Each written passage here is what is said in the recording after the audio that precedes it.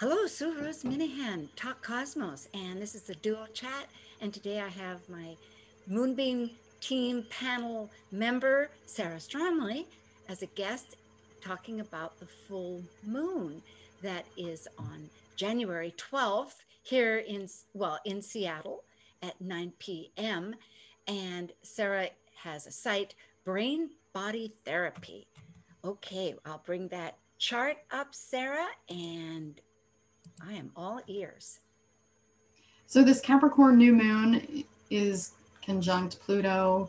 So this adds to that acute awareness of the limitation and gaps that we're having or experiencing in life. So there's, where there's been mislaid commitments or need to commit or where recommitment is needed.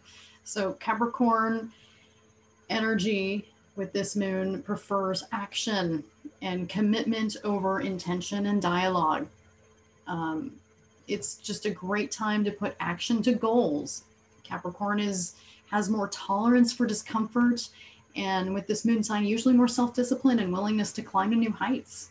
So this is a great time to push ourselves beyond our comfort zone to accomplish something bigger in the future.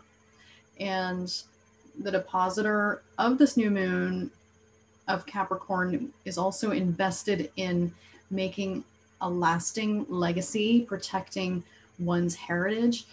And however, with that inheritance comes inherited issues, as we've been seeing play out in politics this last week, which we won't go into now.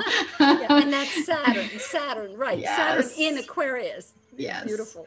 Yes. So another very important layer to this is transiting Mars, which is squaring Saturn in Aquarius, which happens twice a year, every year. Mars square Saturn is one of those very noticeably frustrating and irritating aspects that we can feel. And Mars acts like the gas pedal in your car, and Saturn is the brakes. And both are required to drive anywhere safely, that is. So it's been stated from a little bit of martial arts that I've taken away, this message of when force meets force, more damage can occur. So when force is met with the capacity to receive and redirect that energy back to its source, it's an opportunity to retain the strength of one's center and seat of power. So more awareness, caution, focus is required, and that for that energy to aid the process and that space of grace there. So, and Mars, although changing in sign into the more feminine sign of Taurus from Aries, it's hardly more gentle in this case. In Taurus, the bull we like to think of as smelling flowers and grazing in the field and feeling the warmth of sunshine and carnal pleasures of things that and beautiful things. However, when Mars in Taurus is angered to the point of reaction, it has the potential to charge with a force that can crumble everything in its path. And what makes this especially interesting at this time is it's conjunct Uranus, which is a planet of excitement, change, chaos. And Uranus is also it's just turning within a day stationary, which makes it much more potent. I don't know if you had anything else you wanted to add, Sue, to this? Well, this was very clear and delineates only that Taurus has its dispositor in Venus, and Venus is in essentially a trine, a supportive, here it is in Capricorn. And I think about the earth qualities you were bringing up in an earlier little conversation about the tactile. Yes, a useful outlet for this is just doing things that are tactile. Sometimes, besides, playing with Tai Chi or that type of thing, it's It likes putting together puzzles or working with clay or working with wood. Um, or if you're angry, chopping wood, or you know, sometimes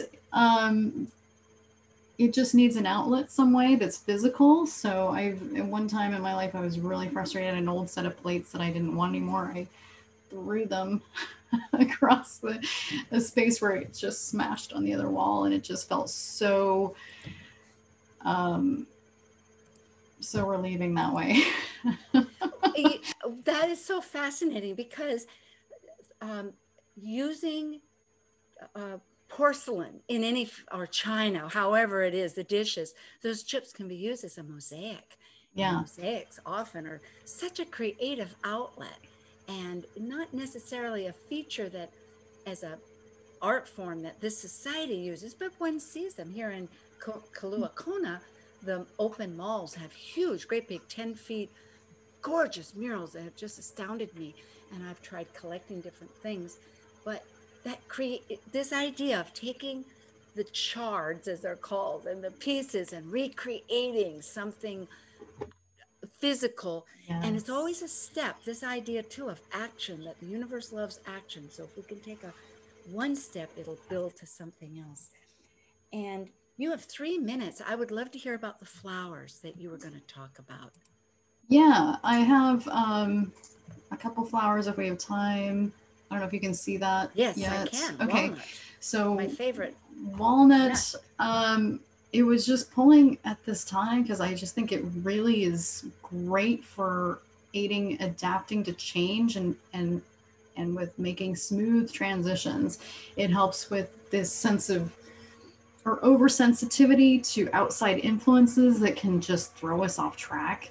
And it's a remedy for major life changes such as getting married or divorced or relocating a home, job or career changes, or going through puberty or menopause. It just helps with breaking that link with the past and old habits, and it's invaluable in releasing a hold of addictive behaviors or psychological issues or negative family patterns, working to overcome even hereditary issues. So it just helps that sway of toxic situations that can override what we're trying to accomplish. So I'm it's impressed, Sarah. You know, I started to eat walnuts instead of almonds because, as much as I loved almonds, they require so much water. And I knew that, for instance, in California, there's such a drought situation with their water agricultural needs. And so, this really, I had no idea that in eating a walnut was mitigating some of the transitions that you're saying because uh, has such a it's a nice yeah, it is a brain food. food. Yeah, it's a brain food, and it looks like a brain. It looks like a little It mini does. brain. So it's got those omega in there that really help with that. Thank As you. a flower essence, it just really helps to take personal responsibility and separate influence and Yeah. conditioning from and move towards constructive action. That's why I Okay. liked it. We have another So, minute to okay, go so to your. Scotch broom was the next one I was going to go to. And this is just, it really targets depression and despair and that infecting pessimism that can take hold when, and more grief with world events, especially, and that infection that can take hold when observing too much gloom and doom media, and and it just gives it targets that personal sense of hopelessness and fear, and its supportive action as a flower essence is for the emotional and mental bodies to experience a more positive and outlook feeling and an outlook towards future events, and it lends a more empowered vibration, self-empowered, and improved confidence of the connections to the humanity of this world. Oh, that's it. What a perfect time. We did it. I thank you 1,000%. And yes, for this is Sarah Stromley and myself. Okay. Thank you. Thank you. All right.